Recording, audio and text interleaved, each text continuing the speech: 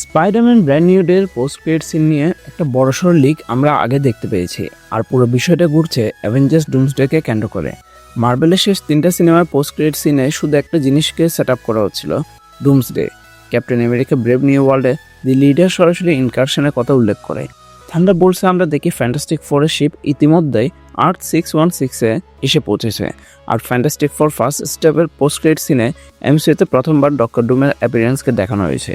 তাই এটা একদম পরিষ্কার যে ব্র্যান্ড নিউ ডের পোস্ট ক্রেডিট সিনে যাই দেখানো হোক না কেন, সেটা ডুমসডের সাথে সরাসরিভাবে কানেক্টেড হবে। এখন প্রশ্ন হলো, এই সিনটা আসলে কি হতে চলেছে? মার্বেল ইনসাইডার ম্যাজেস্টিক ইউসিএম তাদের টুইটার অ্যাকাউন্টে একটা বড় লিক শেয়ার করেছে। তাদের মতে এই সিনে পিটার পার্কার, হাল্ক এবং আরও কিছু ক্যারেক্টার উপস্থিত থাকবে। এখান থেকে নাকি আসল ইনকারশনে শুরু হবে, যেগুলো আমরা পুরোপুরি দেখব অ্যাভেঞ্জার্স ডুমসডেতে। এই কারণেই নিউ ইয়র্কে কিছু অদ্ভুত ইনসিডেন্ট ঘটবে, যা হয়তো অন্য কোনো পৃথিবীর ডাইরেক্ট অ্যাটাক হতে পারে, অথবা ডুমবটসের আক্রমণও হতে পারে। এখন একটা ইন্টারেস্টিং তথ্য হলো, স্পাইডারম্যান ব্র্যান্ড নিউ ডের পর আর ডুমসডে এর আগে মার্বেল আরও একটা সিনেমা রিলিজ করবে, আর মুভিটা হচ্ছে Avengers Endgame. Russo brothers, যারা ডুমসডে এর ডিরেক্টর, তারাই মার্বেলের আগের 2টা সিনেমার পোস্ট ক্রেডিট সিন ডিরেক্ট করেছেন। তাই খুব সম্ভব যে স্পাইডারম্যান ব্র্যান্ড নিউ ডের পোস্ট ক্রেডিট সিনটাও রুসো ব্রাদার্সরাই শ্যুট করবে। কিন্তু এখানে একটা টুইস্ট আছে, স্পাইডারম্যান আর হাল্কের ক্ষেত্রে সিচুয়েশন এখনও 50-50, মানে তারা আদৌ অ্যাভেঞ্জার্স ডুমসডে অ্যাপিয়ার করবে কিনা সেটা নিশ্চিত না। তাই সম্ভবত রুসো ব্রাদার্স এই 2 ক্যারেক্টারকে ব্র্যান্ড নিউ ডের পোস্ট ক্রেডিট সিনে এমন একটা অবস্থায় রেখে যাবেন যেখানে তারা একসাথে থাকবে, সেফ থাকবে, কিন্তু ডুমসডে সরাসরি অংশ নেবে না। একটু ভেবে দেখো, ঠিক যেমন ইনফিনিটি ওয়ারের রুসো ব্রাদার্স অর্ধেক হিরোকে স্ন্যাপ করে সরিয়ে দিয়েছিল যাতে বাকি অর্ধেকের উপর ফোকাস করা যায়, তারপর এন্ড গেমের ফাইনাল ব্যাটেলে পোর্টালস দিয়ে সব হিরোদের ফিরিয়ে আনা ছিল একদম জিনিয়াস মুভ।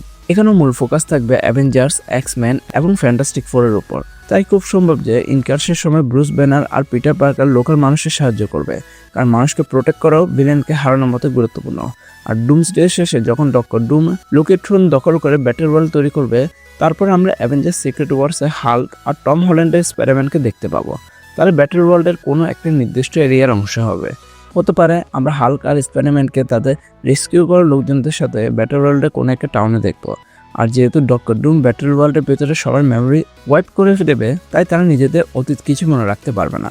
এই কারণে এটা একদম লজিক্যাল যে একদল হিরো মিলে শুধু মানুষকে বাঁচানোর চেষ্টা করবে, আর সেখানে ফ্রেন্ডলি নেবারহুড স্পাইডারম্যান থাকলে এই কাজটা তার চেয়ে ভালো আর কে করতে পারে। আর মনে হচ্ছে এই মিশনে স্পাইডারম্যানের সাথে থাকবে হাল্ক আর জিন গ্রে।